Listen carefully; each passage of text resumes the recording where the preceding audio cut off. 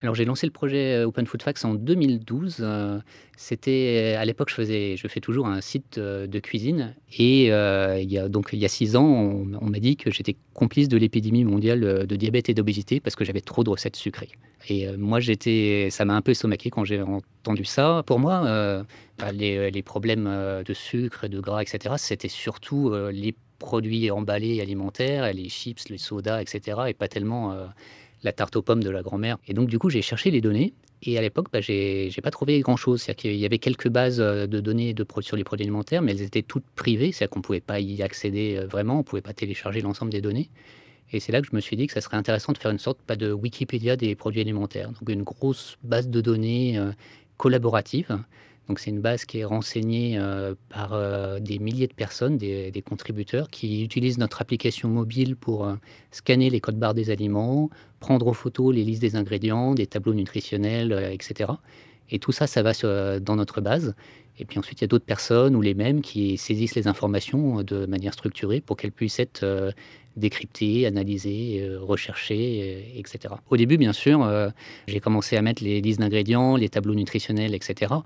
C'était les informations les plus évidentes, mais aujourd'hui, on met aussi tous les petits codes qu'on peut trouver sur les paquets, comme les codes emballeurs qui vont indiquer où a été fabriqué, le produit, et cetera. Tous ces codes, on essaie ensuite de les décrypter et on se dit qu'il va y avoir des usages intéressants, derrière. Donc, par exemple, ces codes emballeurs qui indiquent, où sont fabriqués les produits, on s'en est servi pour faire une carte, de France où on peut voir quelle usine fabrique, quel produit et c'est là qu'on se rend compte que, il y a des usines qui fabriquent aussi bien, les légumes en conserve, d'une marque nationale, mais aussi de toutes les marques de distributeurs et cetera. Tout ça, ça vient du même endroit. Donc ça, c'est des informations qui nous paraissent intéressantes. Principalement, ce sont les consommateurs qui entrent les données dans la base. C'est comme ça qu'on a commencé et pendant les 5 premières années, c'était exclusivement comme ça qu'on fonctionnait. Depuis, on travaille aussi en direct avec, certains producteurs qui acceptent de nous fournir, les données sur leurs produits.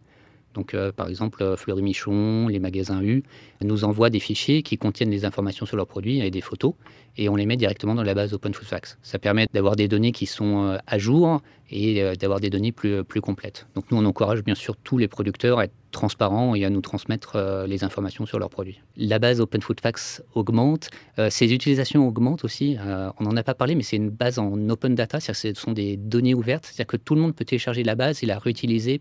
Donc il y a par exemple, il y a une centaine d'autres applications qui se servent, d'Open Food Facts. Pour nous, c'est vraiment des données qui sont d'intérêt public et c'est pour ça qu'on pense qu'elles doivent être publiques. Plus il y a d'applications, plus il y a de gens qui se servent des données, plus ça a d'impact, sur la santé des gens, donc c'est très bien. Après effectivement, il y a de plus en plus de gens qui s'intéressent à ce qu'ils mangent et tant mieux. Je pense vraiment que c'est des informations qui sur les produits, c'est des informations qui sont légitimes et puis, on a encore besoin de plus de transparence. Aujourd'hui, on se limite à ce qu'il y a sur les paquets. Il y a beaucoup de choses, mais il y a aussi beaucoup de choses qu'on n'a pas encore. Par exemple, d'où est-ce que viennent les ingrédients? Qui c'est qui a décortiqué mes crevettes? Quel trajet est-ce qu'elles ont fait entre le moment où elles ont été pêchées, décortiquées, emballées, et cetera? Tout ça, c'est des informations qui, enfin, personnellement, je pense qu'ils sont légitimes à connaître pour les consommateurs et on va essayer de rendre plus transparentes. C'est un peu aussi à travers des applications comme Open Food Facts que, les consommateurs, se rendre compte de ce qui serait possible de faire et on espère que ça va, à un moment, du côté législatif, que ce soit au niveau de l'Europe ou de la France et cetera, il va y avoir justement des lois pour plus, de transparence.